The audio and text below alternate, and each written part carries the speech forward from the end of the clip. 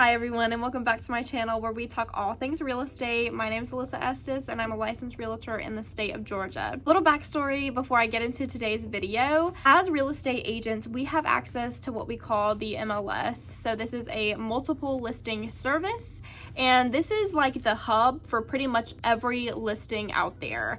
This is how we better assist y'all, and we can find listings that y'all may miss or not see at all. Within MLS, you can filter to get only the results you want. Sounds pretty basic, but there are so many filters. You can do amounts of bed and bath, square footage, acreage. You can even put how many parking spaces you want. Another filter you can use is what we will be using today, architectural styles. So I have gone through and found picture examples of every architectural style that is listed in the MLS.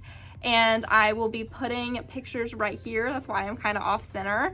And I will also be verbally explaining these architectural styles. Now, there are 30 that we will be going through, so for that reason, I will be doing two parts. So we will be doing the first 15 in today's video, and you will get the next 15 in the next video. So let's jump on in with number one. An A-frame home. It's kind of what it sounds like. You're gonna have your beams or your roof, and they're gonna go at about a 45-degree angle, often going all the way to the ground so that it looks like the letter A. Next up, we have a beach house, and this one's a little harder to define.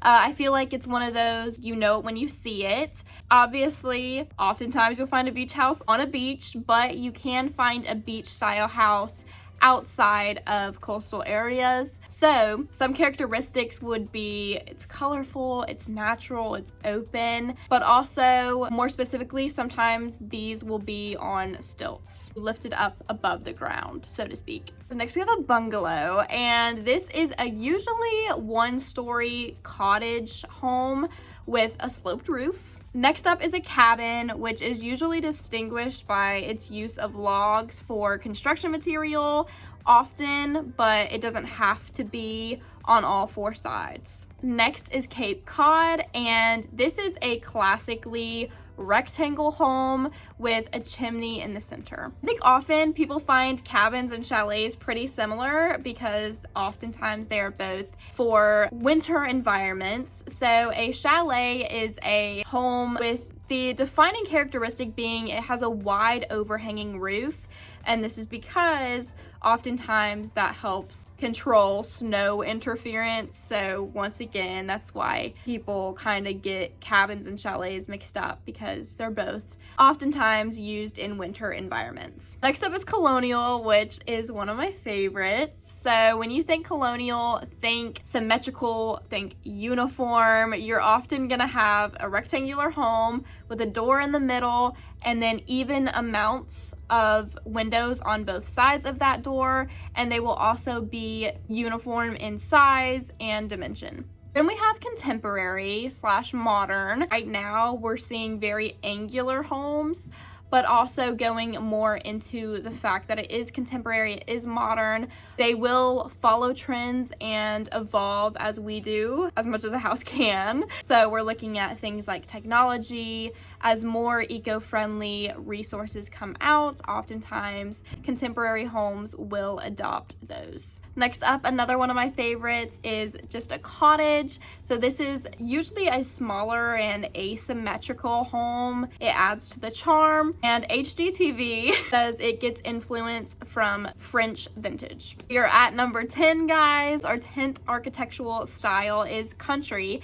So this can be seen in a lot of different ways because it can get its influence from barns, cabins, or farmhouses. I picked the picture reference that I did because it has a wide porch, and many country architectural style homes will have a wide porch no matter what the influence is. I would say this next architectural style has been the most common as we've gone through the 2010s, and that is the Craftsman style home. This one is also kind of hard to define, but a key feature is it's just natural. It'll be natural in materials and in colors. Oftentimes you'll see a sage green with some exposed beam features. They will often have a style porch with columns in the front. Then we have Creole homes, and they always have a large porch and they're often on stilts. Our next style is European, and I picked the picture I did because this style can get its inspiration from many European countries. You know, it's called European for a reason. It doesn't get its inspiration from one European country, it can get it from a variety. So I picked a home that I feel shows a mix. But what it comes down to is whether it is more like a cottage or a castle,